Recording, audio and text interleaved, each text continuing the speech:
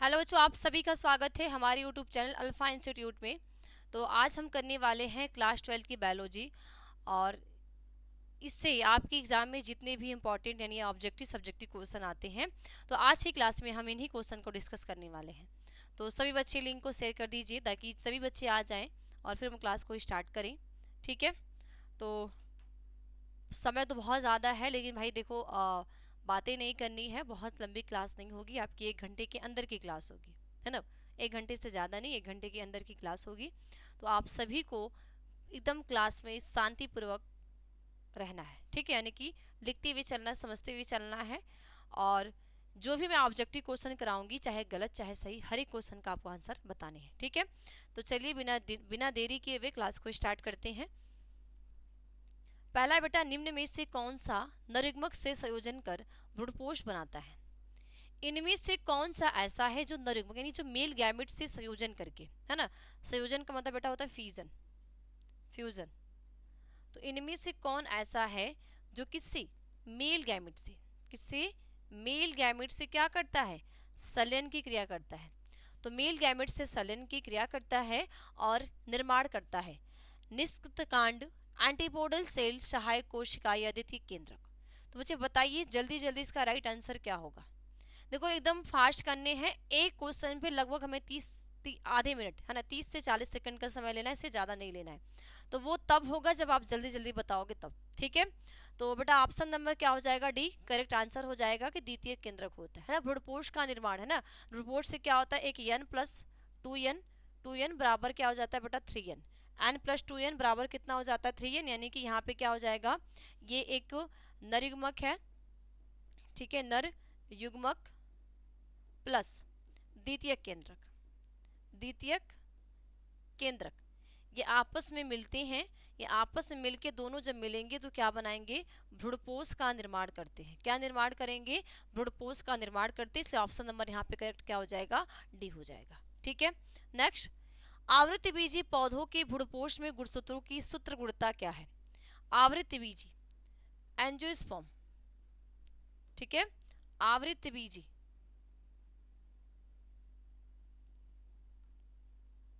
ठीक है भाई, ये तो गायब ही हो गया। नेक्स्ट देखो, निम्न में से कौन सी, निम्न में से किसका पुष्पासन खाया जाता है?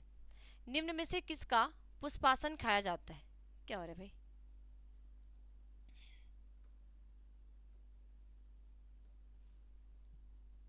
देखो अगला देखो, ऋतुस्राव चक्र किसके, किसमें होता है? ठीक है, ऋतु स्राव जो चक्र है वो किसमें होता है बेटा? दो क्वेश्चन तो गैप हो गई, छोड़ो उसको, छोड़ते हैं, आगे चलते हैं।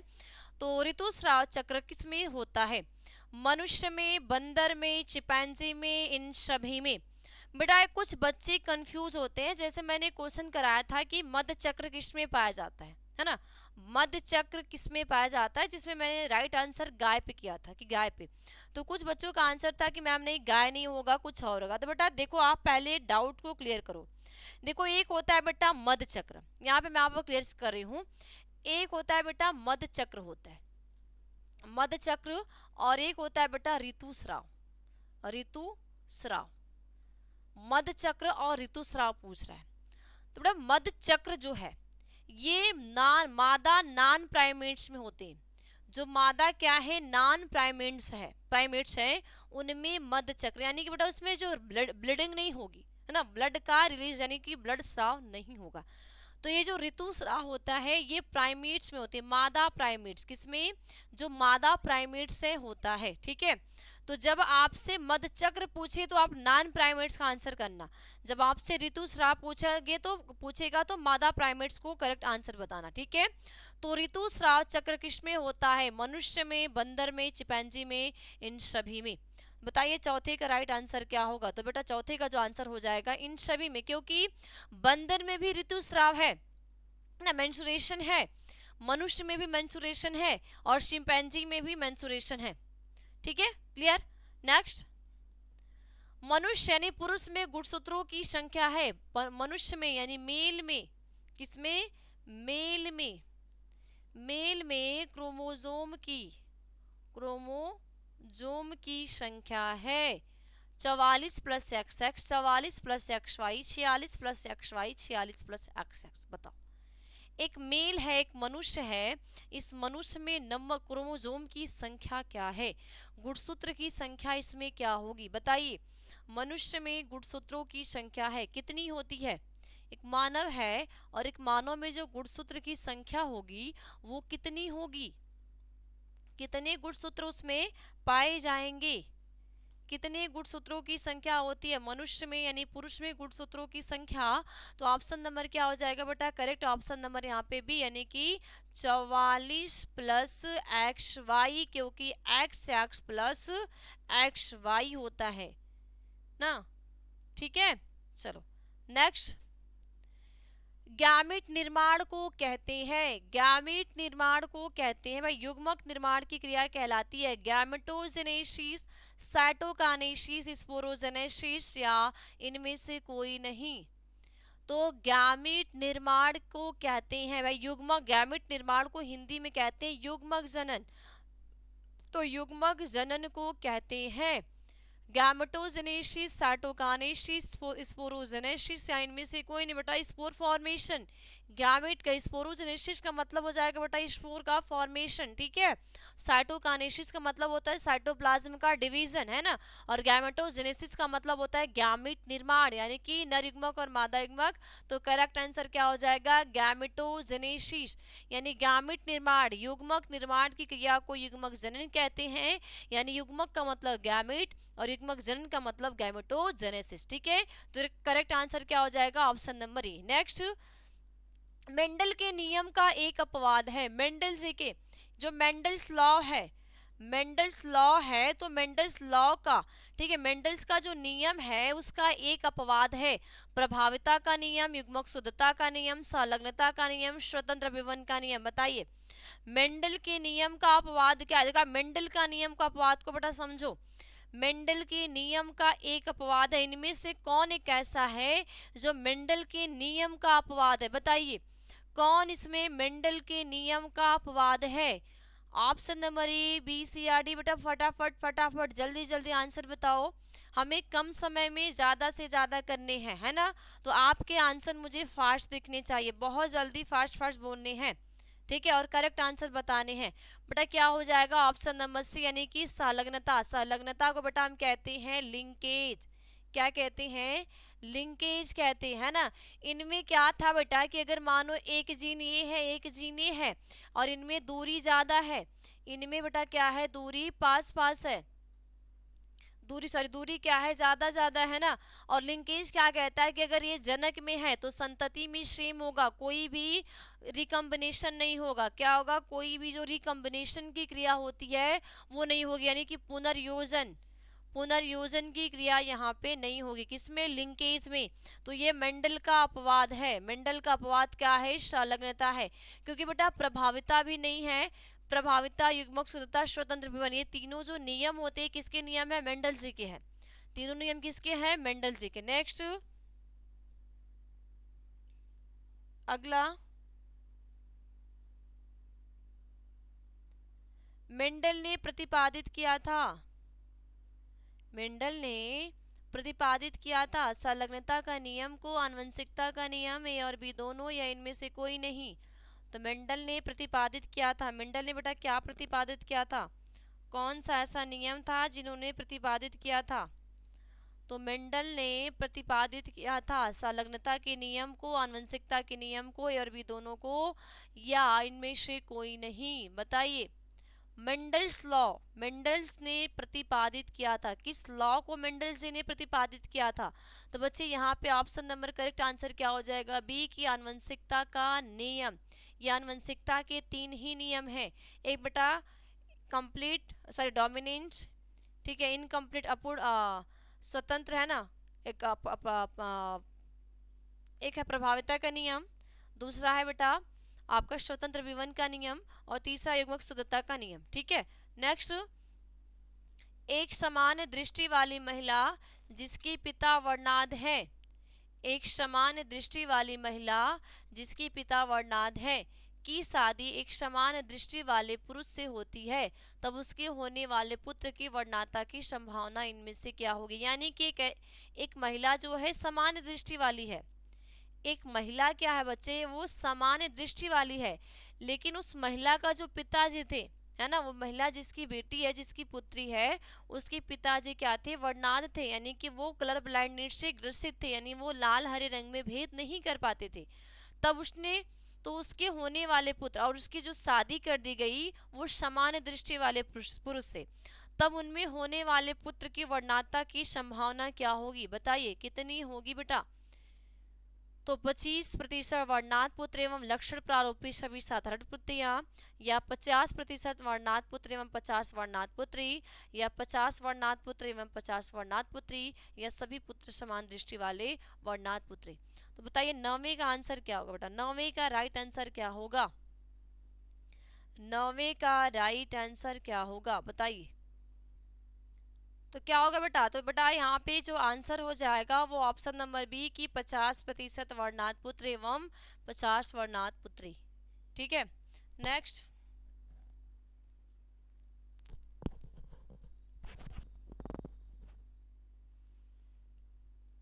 ओपेरान मॉडल किसने प्रस्तावित किया था, जो ओपेरान मॉडल है उसको किसने प्रस्तावित किया था, ओपेरान मॉडल किसने प्रस्तावित किया था, वाटसन तथा क्रिक ने, नीरेनबर्ग ने, जैकब तथा मोनार्ड ने, इनमें से कोई नहीं।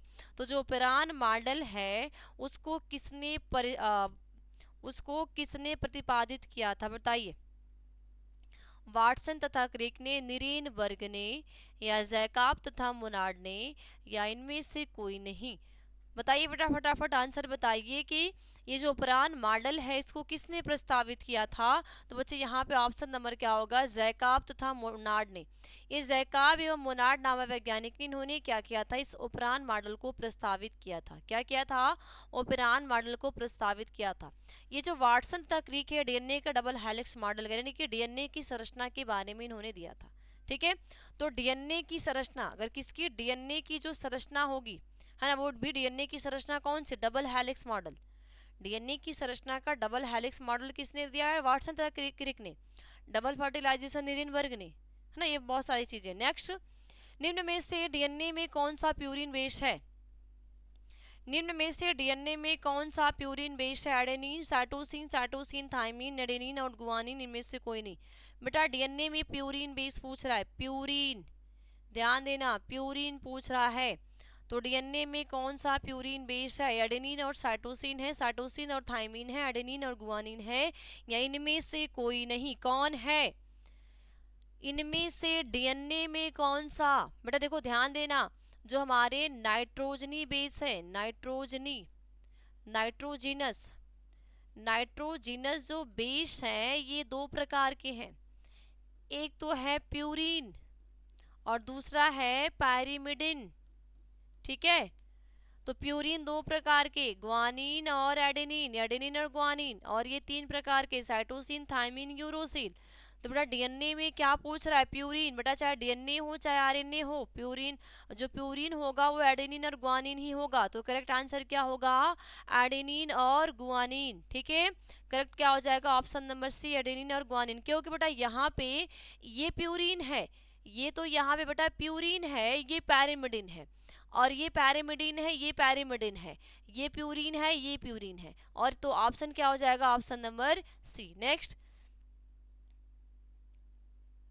डीएनए निम्न में से किसका आनुवंशिक पदार्थ है, डीएनए निम्न में से किसका आनुवंशिक पदार्थ है, टीएमबी का है या बैक्टीरियोफेज का है, ए और बी दोनों का है, इनमें से कोई नहीं। डीएनए निम्न में से आनुवंशिक पदार्थ, जेनेटिक मटेरियल, डीएनए इनमें से जो आनुवंशिक पदार्थ है यानी जेनेटिक मटेरियल है वो कौन है, डीएनए निम्न में से किसका आनुवंशिक पदार्थ है, टीएमबी का है, बैक्टीरियोफेज का है, ए और बी दोनों का है, या इनमें से कोई नहीं। बताइए जल्दी जल्दी आंसर बताइए बच्चे कि इनमें से जो आनुवंशिक पदार्थ है वो कौन है, जो हमारा डीएनए आनुवंशिक पदार्थ है, आनुवंशिक सूचनाओं का आदान प्रदान करना है ना, लक्ष्यों का निर्धारण करना, तो कौन है बेटा। तो ऑप्शन नंबर करेक्ट आंसर क्या होगा, बी, बैक्टीरियोफेज। क्योंकि बेटा अगर देखो ये बैक्टीरियोफेज है ना, ये रिंग रिंग स्ट्रक्चर है, और एक टेल ये है, और एक टेल इसकी ये है, ठीक है। और इस पे क्या लगी होती है बेटा, ये प्रोटीन की कोट होती है ना, इनके चारों तरफ क्या होती है, प्रोटीन की कोट होती है। और इनमें इनका जो आनुवंशिक पदार्थ होता है वो क्या होता है, DNA with double helix model, क्या होता है, डीएनए। तो ये तो बेटा हो गया बैक्टीरियोफेज। तो किसका होगा, बैक्टीरियोफेज। अगर टीएमबी की बात करें बेटा, टीएमबी की बात करें तो जो आनुवंशिक पदार्थ होता है ना, टीएमबी जो वायरस है, टीएमबी जो वायरस है, इस टीएमबी वायरस का जो आनुवंशिक पदार्थ होता है वो क्या होता है, आरएनए होता है, ठीक है, क्या होगा, आरएनए। नेक्स्ट, एकिडना है, एक किडना है, एक ही किडना है, एक किडना है, योजक कड़ी, अवशेषी अंग, विलुप्त कड़ी, इनमें से कोई नहीं। बताइए 13 का क्वेश्चन नंबर 13 का करेक्ट आंसर क्या होगा। एक किडना है, योजक कड़ी है, अवशेषी अंग है, विलुप्त कड़ी है, इनमें से कोई नहीं। तो जो एक किडना है ये क्या है, ये योजक कड़ी है, अवशेषी अंग है, या विलुप्त कड़ी है, या इनमें से कोई नहीं है। तो बताइए क्या है। तो बच्चा जितने भी बच्चों का ऑप्शन नंबर ए है बिल्कुल सही है कि योजक कड़ी है। क्या है, योजक कड़ी। जो ये किडना है ये क्या है, योजक कड़ी, ठीक है। नेक्स्ट, डोडो है, डोडो, ये डोडो है, विलुप्त प्रजाति, संकटग्रस्त प्रजाति, आपत्तिग्रस्त प्रजाति, या इनमें से कोई नहीं। तो डोडो है, डोडो क्या है, डोडो विलुप्त प्रजाति है, या संकटग्रस्त प्रजाति है, या आपत्तिग्रस्त प्रजाति है, या इनमें से कोई नहीं। तो ये जो डोडो है ये डोडो किस प्रकार की है बताइए, ए बी सी या डी, ए बी सी या डी, क्या है। तो बेटा इनमें से क्या हो जाएगा, ऑप्शन नंबर डी, क्योंकि जो ये डोडो है ना, ना तो विलुप्त प्रजाति है, ना ही संकटग्रस्त है, और सॉरी डोडो का क्या हो जाएगा, ए हो जाएगा, ठीक है, ये ठीक है, ठीक है, क्या है, ए यानी कि विलुप्त प्रजाति, ठीक है। ऑप्शन नंबर क्या होगा, करेक्ट आंसर ये होगा कि जो डोडो है ये क्या है, विलुप्त प्रजाति है ना, क्या होगा, यानी कि ये विलुप्त हो चुकी है, क्या हो चुकी है, ये विलुप्त हो चुकी है, ठीक है। तो क्या होगा बेटा, आंसर क्या हो जाएगा, विलुप्त प्रजाति। नेक्स्ट अगला देखो, वूचेरिया बैक्रोप्टी जो आदमी में फाइलेरिया रोग पैदा करता है का समूह का है। वूचेरिया बैक्रोप्टी, वूचेरिया ब्रैकॉप्टी जो फाइलेरिया रोग उत्पन्न करता है ना, मानव में जो फाइलेरिया रोग उत्पन्न हो जाता है, ये किस समूह से बिलोंग करता है, ये आपसे पूछ रहा है कि ये किस समूह का है। प्रोटोजोआ का है, जीवाणु का है, विषाणु का है, हेलमिंथीज का है। तो बताइए, ये एकदम आसान सा सिंपल सा क्वेश्चन है, सभी बच्चे आंसर बताइए कि ये जो वूचेरिया बैक्रोप्टी है, जो आदमी में फाइलेरिया, जिसको हम कहते हैं भाई हाथी पाँव ना, फिलफाँव, अचानक या तो हाथ का एक हाथ सही नॉर्मल है और एक हाथ का अचानक मोटा हो जाना है ना, एक पैर मोटा हो जाना, तो ये फाइलेरिया रोग होते हैं। तो बताइए क्या है, तो बेटा यहाँ पे ऑप्शन नंबर क्या हो जाएगा, डी हो जाएगा कि हेलमिंथीज का, किसका, हेलमिंथीज का, ठीक। नेक्स्ट, विडाल परीक्षण किसकी पुष्टि के लिए किया जाता है।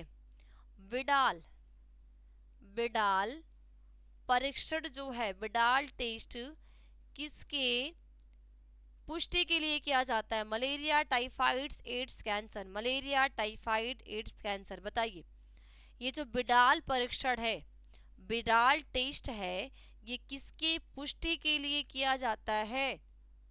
विडाल परीक्षण किसकी पुष्टि के लिए किया जाता है, मलेरिया के लिए, टाइफाइड के लिए, एड्स के लिए, कैंसर के लिए। मलेरिया के लिए, टाइफाइड के लिए, एड्स के लिए, कैंसर के लिए। तो ये किसके लिए किया जाता है, बताइए बताइए फटाफट आंसर बताइए कि ये किसके लिए किया जाता है। बताइए विडाल परीक्षण किसकी पुष्टि के लिए किया जाता है, मलेरिया, टाइफाइड, एड्स, कैंसर। तो बेटा किसके लिए, ऑप्शन नंबर, जितने बच्चों का ऑप्शन नंबर डी होगा बिल्कुल सही, टाइफाइड के लिए। किसके लिए? ये जो बिडाल टेस्ट किया जाता है ये किया किसके लिए जाता है? टाइफाइड के लिए। किसके लिए किया जाएगा? टाइफाइड के लिए। ठीक है।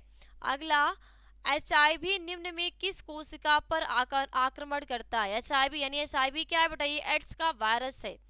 ये जो HIV है ये HIV एड्स का वायरस है। तो HIV निम्न में से किस कोशिका पर आक्रमण करता है? बी कोशिका, टी कोशिका, एपिथेलियम कोशिका या टी हेल्पर कोशिका? तो बताइए ये किस कोशिका पे आक्रमण करता है? HIV निम्न में से किस कोशिका पर आक्रमण करता है? बी सेल्स पे, टी सेल्स पे या एपिथेलियम सेल्स पर या टी हेल्पर कोशिका पे? बताइए टी हेल्पर किस पे ये आक्रमण करता है? ये जो HIV होगा ये किस कोशिका पे आक्रमण करने का कार्य करता है? तो बच्चे यहाँ पे करेक्ट आंसर क्या हो जाएगा? टी यानी कि हेल्पर कोशिका। क्या? हेल्पर कोशिका। यानी जो HIV होता है ये हमारी जो टी हेल्पर कोशिका बी सेल्स को टी सेल्स बी सेल्स का जो फॉर्मेशन कर रहा है वो बी सेल्स का निर्माण में हेल्प कौन करती है? टी सेल्स ना। तो जब किसी भी बंदे को HIV यानी एड्स रोग हो जाता है तो ये जो HIV वायरस होता है ना इसके टी हेल्पर कोशिका पे क्या करता है? आक्रमण करता है, जिससे हमारा इम्यून सिस्टम है ना, जो हमारा प्रतिरक्षा तंत्र है वो बहुत ज़्यादा वीक हो जाता है, एकदम वीक हो जाता है, एकदम हम क्या हो जाते हैं? कमज़ोर हो जाते हैं। ठीक है, क्लियर? तो ये तो रहा बच्चे आपके ऑब्जेक्टिव क्वेश्चन जो कि आपके एग्जाम में आते हैं। अब हम बात करने चलते हैं सब्जेक्टिव क्वेश्चन की, और वो ऐसे क्वेश्चन के जो कि आपके पूरे बुक के हैं। ध्यान देना ये पूरे आपके भी बुक के हैं। और अब हम ध्यान देते हैं कि आप सब्जेक्टिव क्वेश्चन जो कि आपके एग्जाम में बार बार आते हैं। ठीक है, चलो। मध्य चक्र तथा ऋतुस्राव चक्र में अंतर स्पष्ट करें। मध्य चक्र तथा ऋतुस्राव चक्र में ये जो मध्य चक्र है और जो ये ऋतुस्राव चक्र है इनमें अंतर स्पष्ट करें। बहुत सारे ऐसे बच्चे होते हैं जो इनमें कंफ्यूज हो जाते हैं कि मध्य चक्र क्या है और ऋतु चक्र क्या है। तो आज का ये जिस बच्चे को एकदम डाउट, ठीक है, क्लियर है, सही है, जिस बच्चे का डाउट है वो क्लियर हो जाएगा। और ये ऐसे क्वेश्चन हैं जो आपके बोर्ड एग्जाम में पूछे जाते हैं। देखो बेटा, नॉन प्राइमेट्स या नन प्राइमेट्स, ठीक है, नॉन प्राइमेट्स मादा स्तनधारियों में, नॉन प्राइमेट्स मादा स्तनधारियों में पाए जाने वाले चक्र को मध्य चक्र कहते हैं। नॉन प्राइमेट्स मादा, जो नॉन प्राइमेट्स मादा स्तनधारी होती है उनमें जो पाए जाने वाला चक्र होता है उनमें भी साइकिल चलती है और उस साइकिल को हम कहते हैं मध्य चक्र। यानी ये किसमें होगा? गाय में, कुत्ता में, हिरण में, चूहा आदि में मध्य चक्र पाया जाता है। इनमें होता क्या है? इसमें मादा के अंडाशय एवं जनन वाहिका में चक्रीय परिवर्तन होते हैं।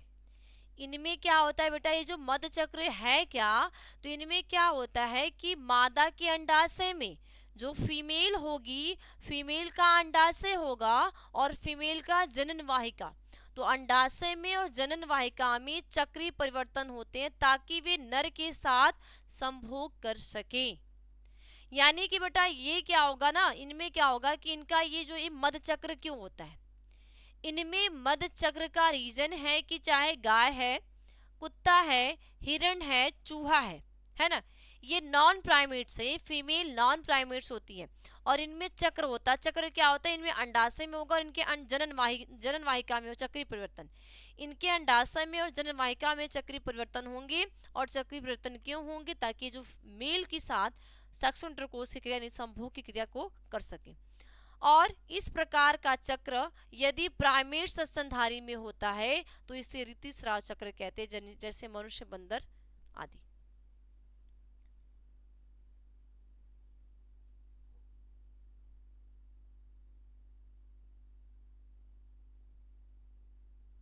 सॉरी बेटा, ये क्या होगा? जिसके अंडाशय में और जनन वाहिका में चक्रीय परिवर्तन होगा तो इस चक्र को हम क्या बोलेंगे? ये स्तनधारी में होता है, यानी कि ऋतुस्राव कहते हैं। ठीक है, चलो नेक्स्ट। किसी परागकोश का सुसज्जित अनुप्रस्थ काटी आरेख द्वारा वर्णन करें। अब यहाँ से आपसे पूछा क्या है, परागकोश के अनुप्रस्थ काट का डायग्राम। क्या? परागकोश के अनुप्रस्थ काट का डायग्राम। ठीक है, तो ये डायग्राम बेटा बना सकते हो, नहीं तो आप ये नहीं बना सकते तो आप इस तरीके का भी बना सकते हो। कैसे बनाओगे देखो।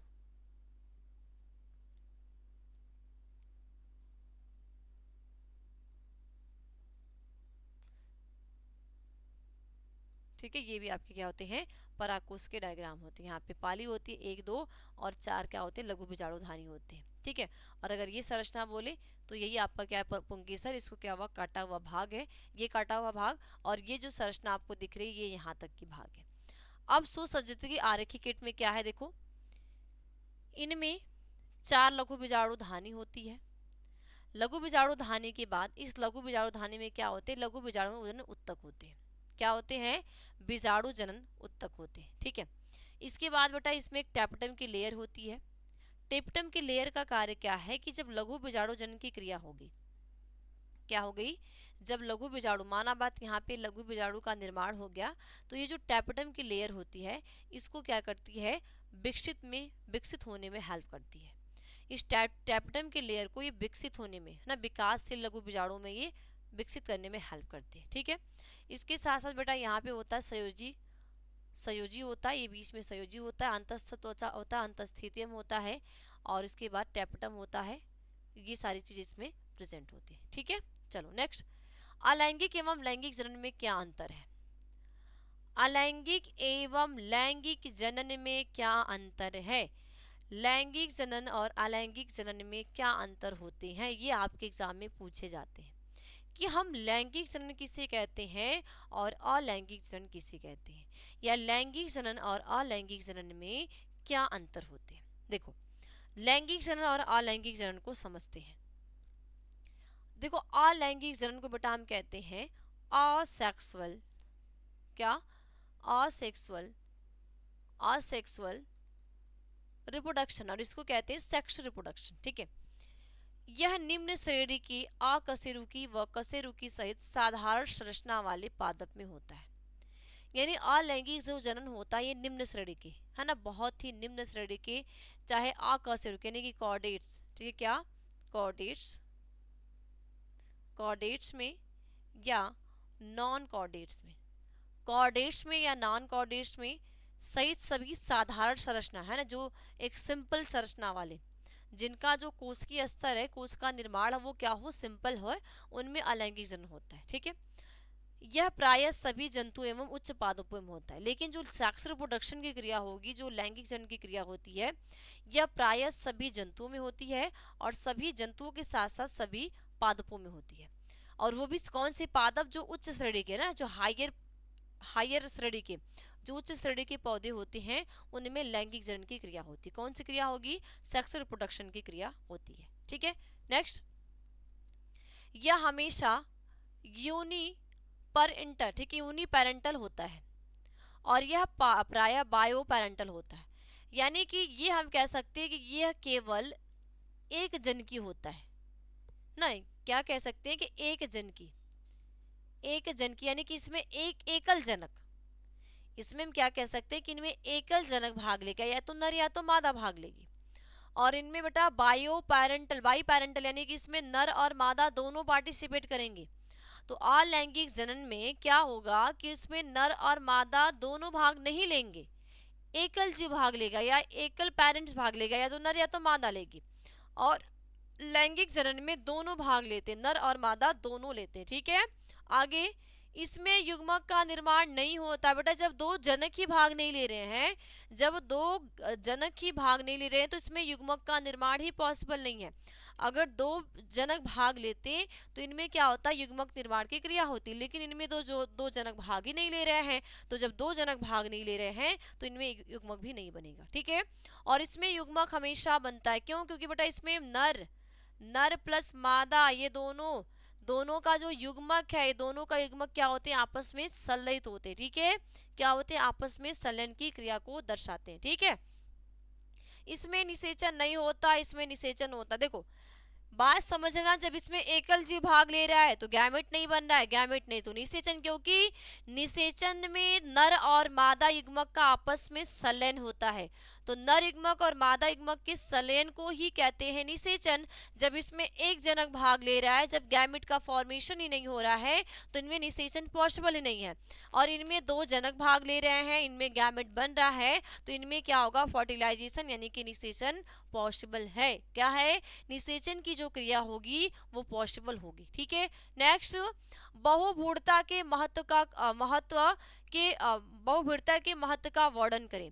यानी बेटा ये पॉली एम्ब्रियोनिक या बहुभुड़ता क्या है, बहुभुड़ता किसे हम कहते हैं, इसके महत्व का उल्लेख करें, या इसी पे बोल देगा कि बहुभुड़ता को क्या है समझाइए, या बहुभुड़ता पे टिप्पणी कीजिए। जब इस प्रकार का क्वेश्चन आएगा क्या लिखोगे आंसर में, बहुभुड़ता उद्यान वैज्ञानिकों के लिए बहुत महत्वपूर्ण है। जो बहुभुड़ता उद्यान है ये साइंटिफिक के लिए ना, वैज्ञानिकों के लिए एक महत्वपूर्ण क्या है, एक महत्वपूर्ण है। इसके द्वारा एक ही तरह के पौधे का निर्माण किया जा सकता है। पुत्री पौधे में मातृ पौधे के गुण विद्यमान रहते हैं।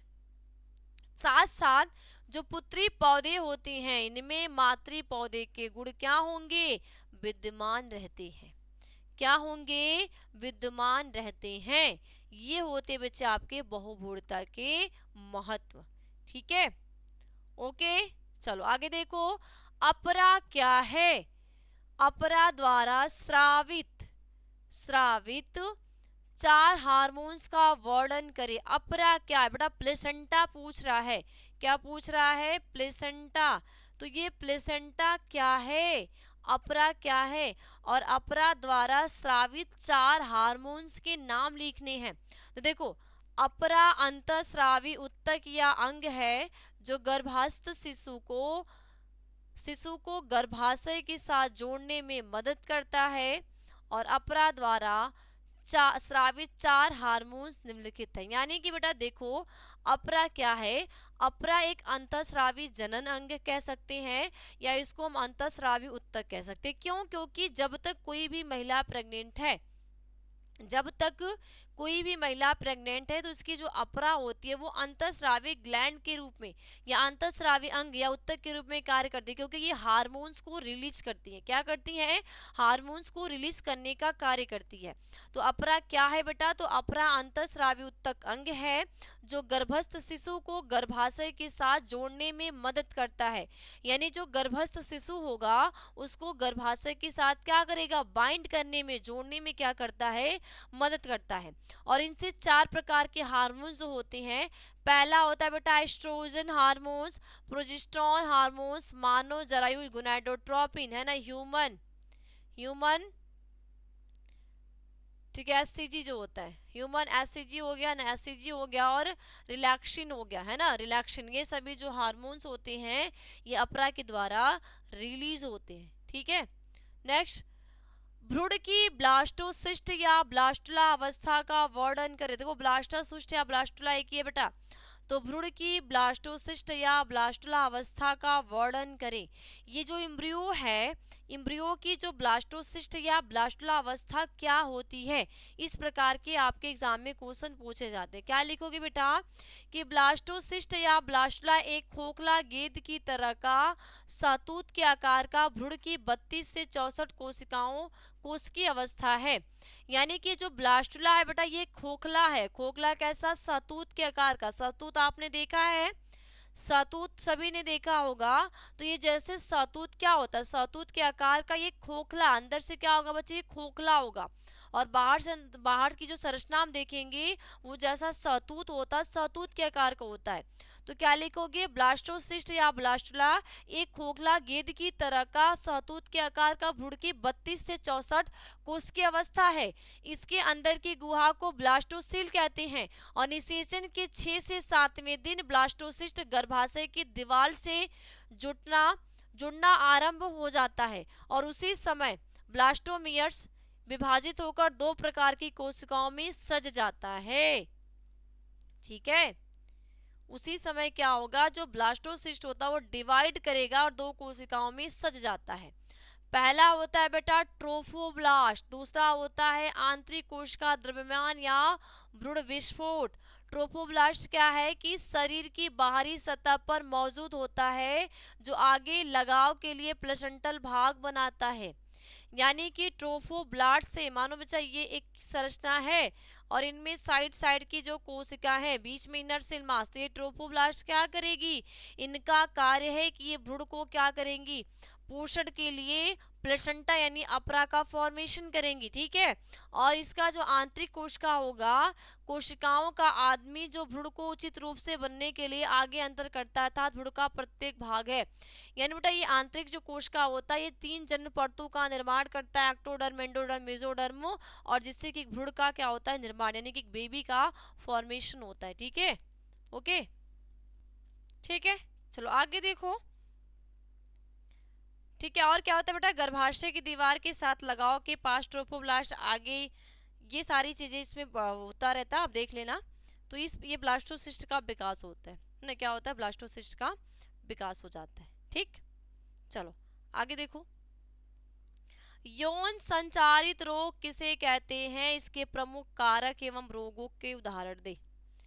यौन संचारित रोग, सेक्सुअल ट्रांसमिटेड डिजीज, यानी बेटा ऐसे रोग जो लैंगिक संपर्क के द्वारा, ऐसे जो रोग जो लैंगिक संपर्क के द्वारा एक व्यक्ति से दूसरे व्यक्ति में क्या होते हैं, फैलते हैं या संचारित होते हैं, ऐसे रोग को हम कहते हैं यौन संचारित रोग कहते हैं। क्या कहते हैं, जो ऐसा रोग होगा उस रोग को हम कहेंगे कि ये जो रोग क्या है, यौन संचारित रोग है। ठीक है, यौन संचारित रोग।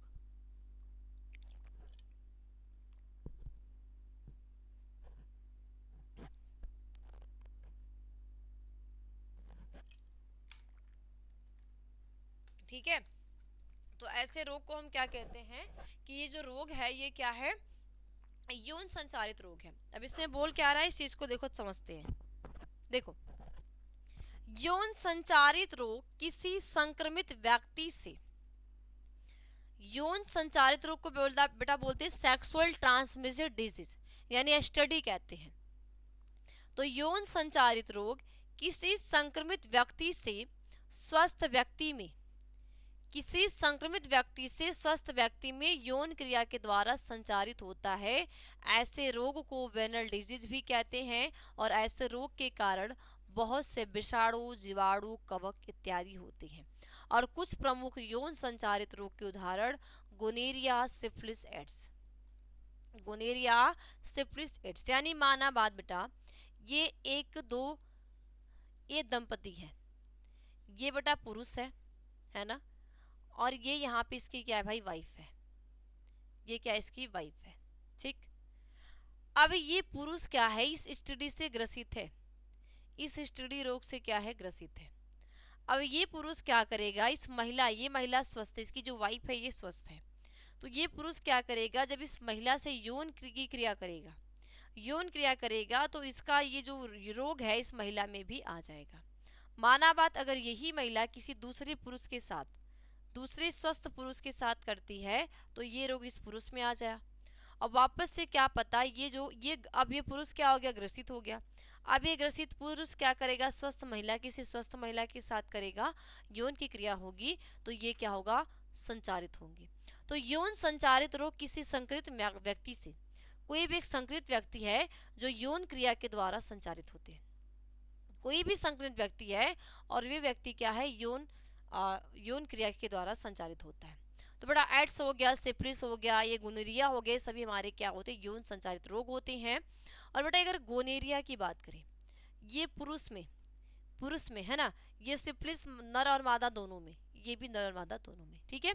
चलो अब ये बेटा इसके जो वजह होते हैं, जीवाणु, कवक, ये सब चीजें होती। नेक्स्ट, जनसंख्या विस्फोट के प्रमुख कारण क्या है।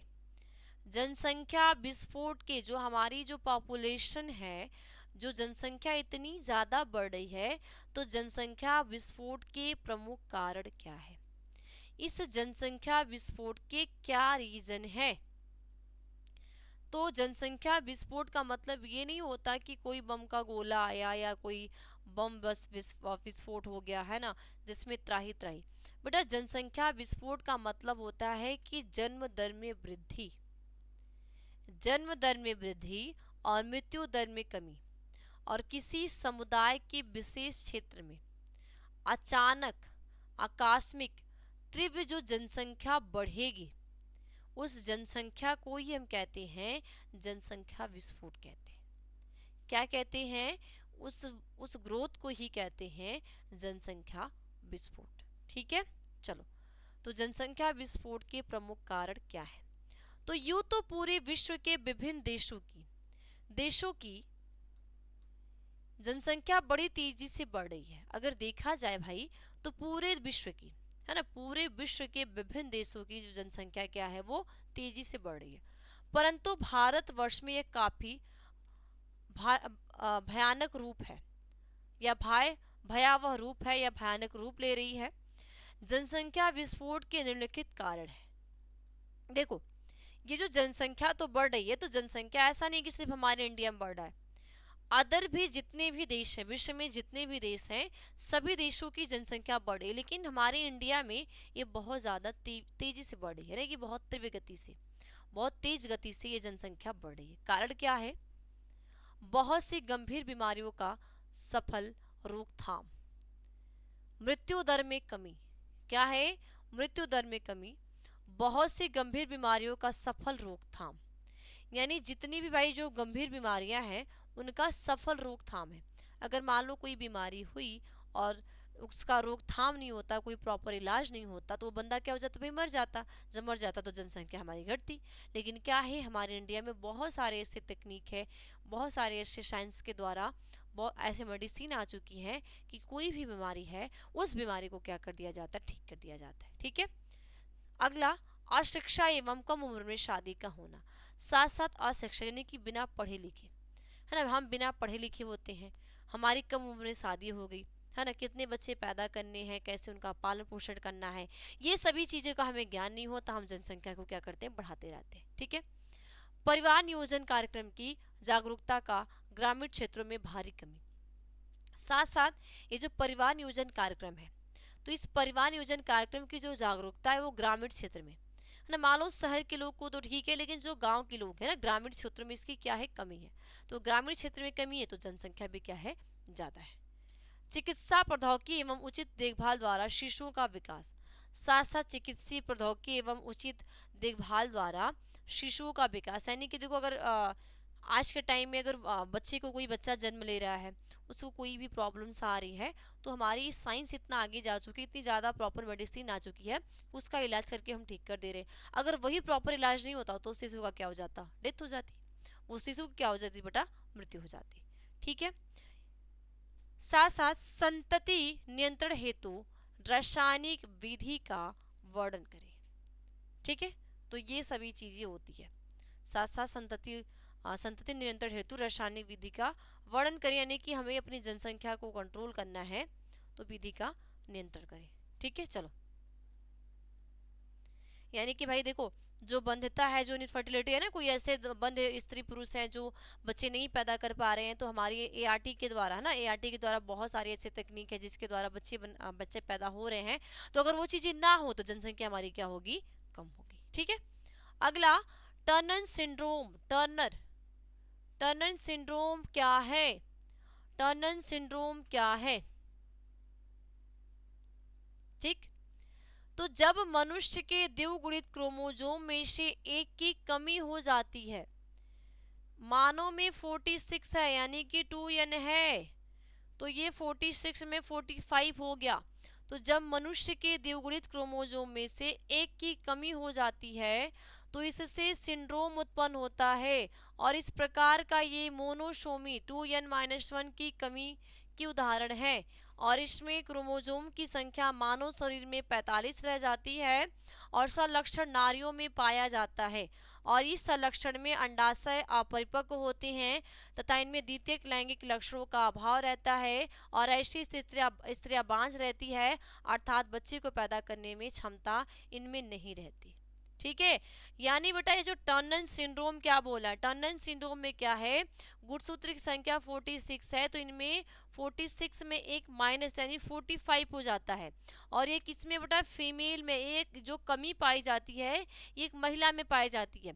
जब ये महिला में पाई जाती है तो इनका अंडाशय अपरिपक्व होती है, यानी कि जो इनका अंडाशय होता है, देखो अंडाशय में ही अंडाणु का निर्माण है, तो इनका अंडाशय क्या होते हैं, अपरिपक्व होते हैं ना, परिपक्व होते नहीं है।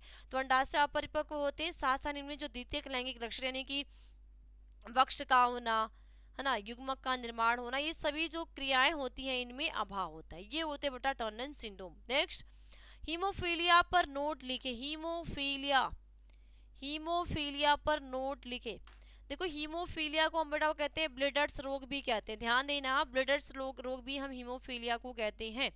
तो हीमोफीलिया पर नोट लिखे। हीमोफीलिया है क्या, तो आप सभी को पता है बेटा जो हीमोफीलिया होते हैं ये एक यक्ष संलग्न है ना, यह यौन संलग्न अप्रभावी विकार है और ऐसे व्यक्ति में रक्त का थक्का बनना असमर्थ हो जाता है।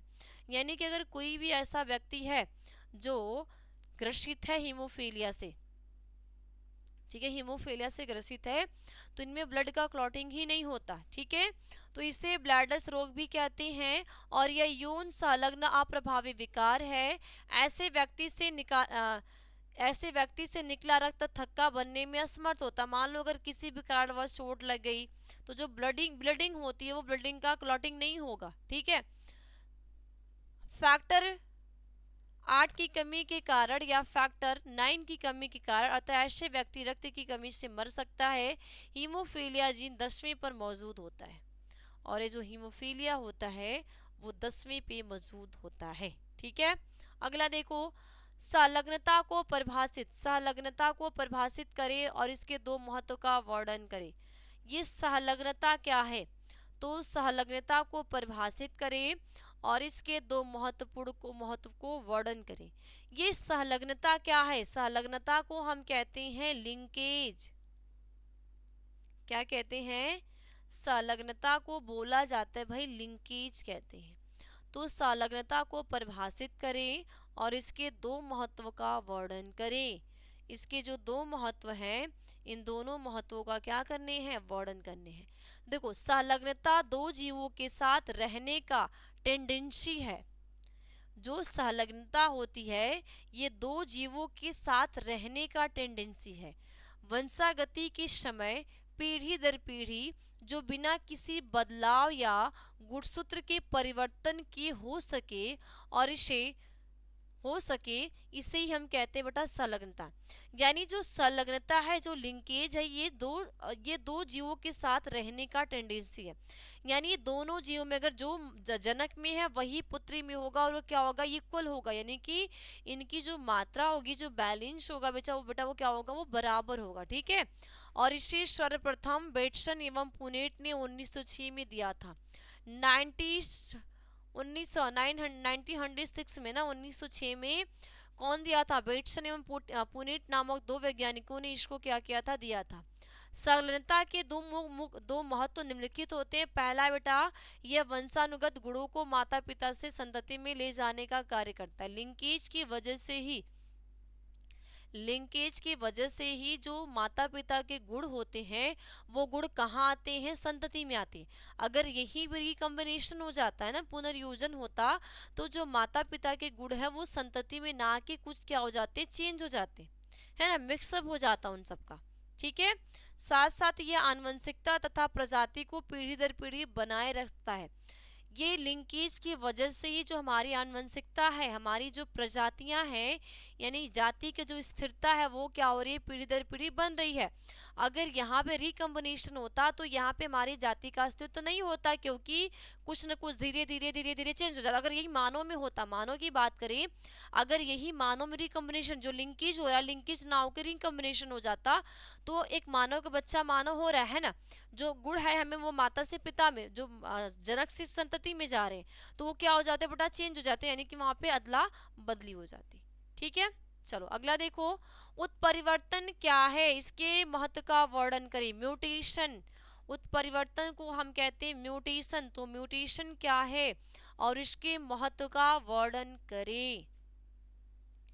तो ये ऐसे क्वेश्चन हैं जो कि आपके एग्जाम में पूछे जाते हैं। है ना, और इनके पूरे चांसेस होते हैं आने के। ये ऐसे क्वेश्चन है बेटा कि जो आपके एग्जाम में पूछे जाते हैं और इनके पूरे ही चांसेस होते हैं, पूरे एकदम अच्छे तरीके से बेटा क्या होते हैं, इनके चांसेस होते हैं आपके एग्जाम में आने के। तो परिवर्तन क्या है, इसके महत्व का वर्णन करें। म्यूटेशन,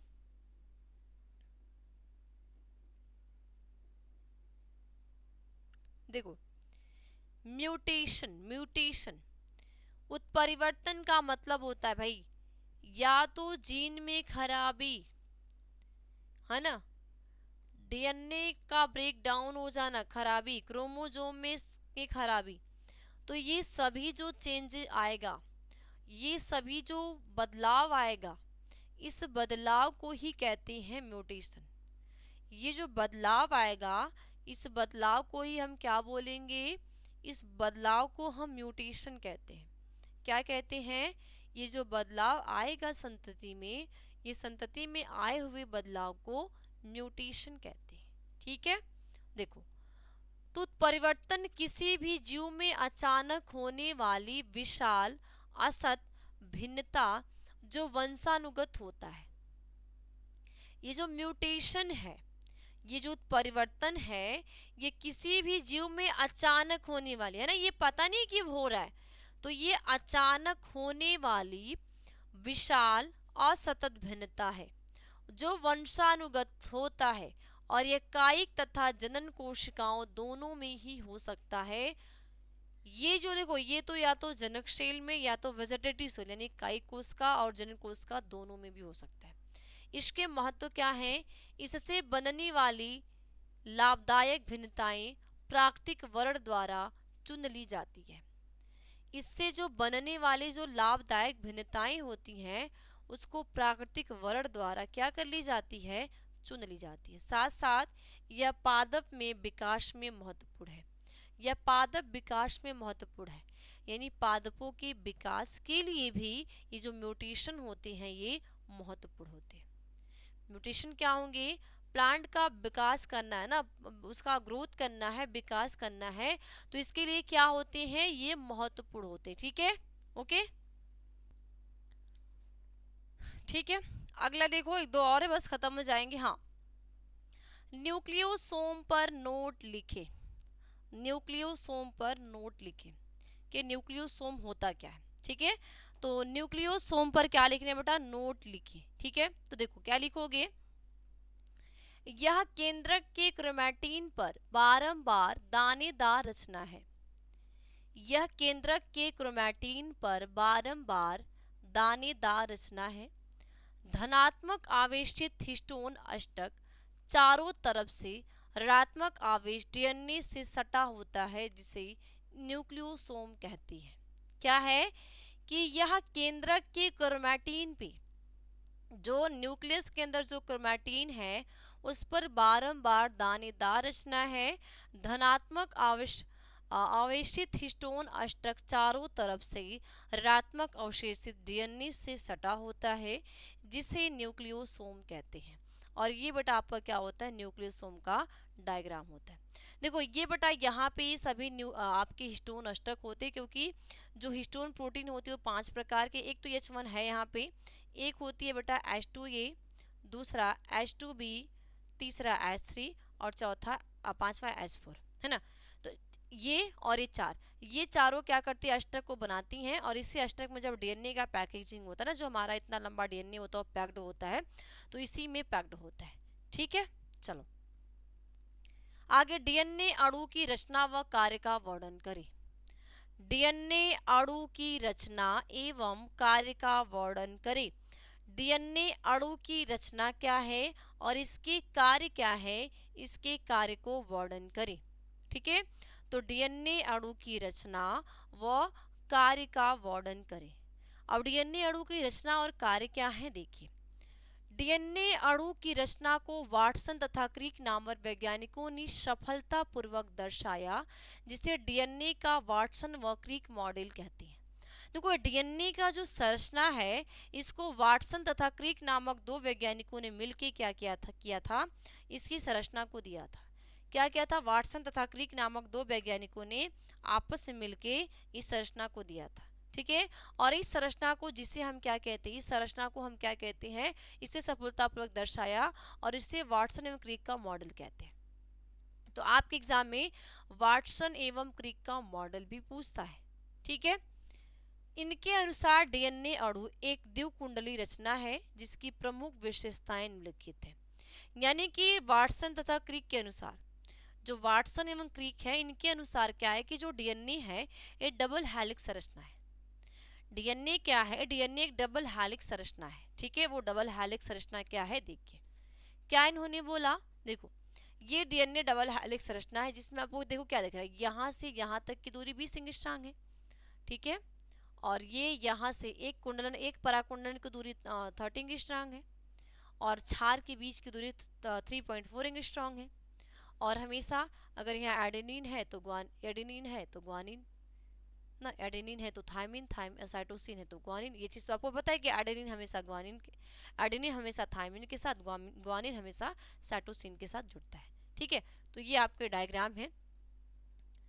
ठीक, ओके, चलो अब क्रमिक विकास क्या है लिखे। ये क्रमिक विकास क्या होते हैं, हम क्रमिक विकास कहते किसे हैं। तो बेटा क्रमिक विकास क्या है, क्रम विकास का अध्ययन जीव विज्ञान की एक निश्चित एवं सबसे महत्वपूर्ण शाखाओं में से एक है। ये जो क्रमिक विकास है ना, ये का अध्ययन जो ये जीव विज्ञान की एक निश्चित एवं सबसे महत्वपूर्ण शाखाओं में से एक है। क्रम विकास के सिद्धांत के अनुसार जितने भी जीव वर्तमान जीव जंतु इस संसार में हैं, उनकी उत्पत्ति, पूर्व उपस्थिति और अनेक अन्य जीव जंतुओं से हुई है और ये पूर्वज अपेक्षाकृत सरल थे।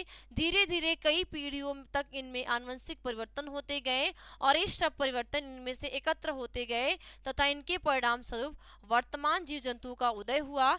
इसी को हम क्रमिक व सतत विकास क्रम कहते हैं, यानी विकास क्रम। देखो इनका मतलब है बेटा, ये आपका जो क्वेश्चन है आपके विकास चैप्टर से, इसका मतलब ये क्या बोल रहा है कि जो जैसे जीवन की उत्पत्ति हमने देखा, तो हम मानव की उत्पत्ति, हमारे भी तो पूर्वज है। जब पहले ब्रह्मांड की उत्पत्ति हुई, ब्रह्मांड से क्या हुआ, जीवन की उत्पत्ति हुई ना, ब्रह्मांड हुआ, ब्रह्मांड से पृथ्वी बनी, पृथ्वी पे क्या हुआ, जीवन की उत्पत्ति। तो पृथ्वी पे सबसे पहले कार्मिक चीजें आई, उससे प्रोकैरियोट्स आए, यूकैरियोट्स आए, धीरे धीरे सवाल आए, फिर वो रेंगने लगे, है ना, चलने लगे, मानव का विकास हो गया। तो यही सभी जो विकास होते हैं, इन्हीं सब विकास को हम कहते हैं क्रमिक विकास कहते हैं। ये सभी जो विकास होंगी, सभी विकास को हम क्या कहेंगे, क्रमिक विकास कहते हैं। जैसे कि ये पता चलता है कि हमारे पूर्वज क्या है ना, हमारा विकास किससे हुआ है, किससे नहीं हुआ है, इन सभी चीजों का यहाँ पर डिस्कस होता है। ठीक है, तो इसे हम कहते हैं क्रमिक विकास। तो जब भी आपसे क्रमिक विकास पे नोट लिखने के लिए आएगा तो ये आंसर आपको बेटा लिख देने हैं। ठीक है, चलो अगला और लास्ट, समजात अंग क्या है, अगला और लास्ट क्वेश्चन है, इसके बाद आपकी छुट्टी ना। तो समजात अंग क्या है, हम समजात अंग किसे कहते हैं, समजात अंग क्या है या हम समजात अंग कहते किसे हैं। देखो समजात अंग वैसे अंग को कहते हैं, जो समजात अंग है वैसे अंग को कहते हैं जो आधारभूत रचना में समान हो परंतु कार्य में भिन्न हो। यानी ऐसे अंग जिनकी उत्पत्ति समान है, समजात अंग वे अंग होते हैं जिनकी उत्पत्ति समान हो लेकिन उसका कार्य भिन्न हो। उत्पत्ति उसका उद्भव सामान्य हो, कार्य भिन्न भिन्न हो, तो ऐसे अंग को हम कहते हैं समजात अंग कहते हैं। और इसमें बहुत से नजदीकी समूह के जीव अपने वातावरण की जरूरत के अनुसार कार्य के हिसाब से बदलते चले गए। ठीक है, और इस विकास के प्रक्रम की घटना को समजाति कहते हैं तथा ऐसे अंग को समजात अंग कहते हैं। जैसे मेढक तथा आदमी की अग्रबाहु, कीटों का मुख भाग, मेढक तथा आदमी की अग्रबाह और कीटों का क्या मुख भाग। तो इनकी जो बेटा जो देखो ये आपका जो है ना, आदमी और जो मेढक का जो अग्रबाह है उसका जो उत्पत्ति एक समान है लेकिन कार्य क्या भिन्न है। कीटों का जो मुखांग है वो भी समान है लेकिन उत्पत्ति क्या है, भिन्न है। तो ये सभी आज की क्लास के ये क्वेश्चन थे। तो आई होप कि आप सभी बच्चों को ये जितने भी आज के क्वेश्चन थे वो समझ में आया होगा। और ये क्वेश्चन बेटा आपके पूरे सिलेबस के हैं, और ये ऐसे क्वेश्चन हैं जिनके पूरे चांसेस हैं, यानी कि आए हुए हैं और आपके एग्जाम में आने के चांसेस हैं। तो मुझे उम्मीद होगी कि आप सभी बच्चों को हर एक टॉपिक समझ में आई होगी। तो मैं वापस से आप सभी को बोलूँगी कि आप सभी को इस क्लास को रिवीजन करना है ना, इस क्लास को वापस से देखना है। अगर आप एक बार देखते हो तो टॉपिक क्लियर नहीं हो पाती है, तो आपको इसको अच्छे से देखना है और एक बार और पढ़ लोगे, रिवीजन कर लोगे, तो इतने सारे क्वेश्चन आपके क्लियर हो जाएंगे और इनमें से आपके एग्जाम में आ जाएगा, तो आप बहुत अच्छी तरीके से करके चले आओगे। ठीक है, तो बस आज की क्लास में इतना ही। मिलते हैं अगली क्लास में एक नए टॉपिक के साथ। तब तक आप सभी बच्चे को बाय बाय, टेक केयर।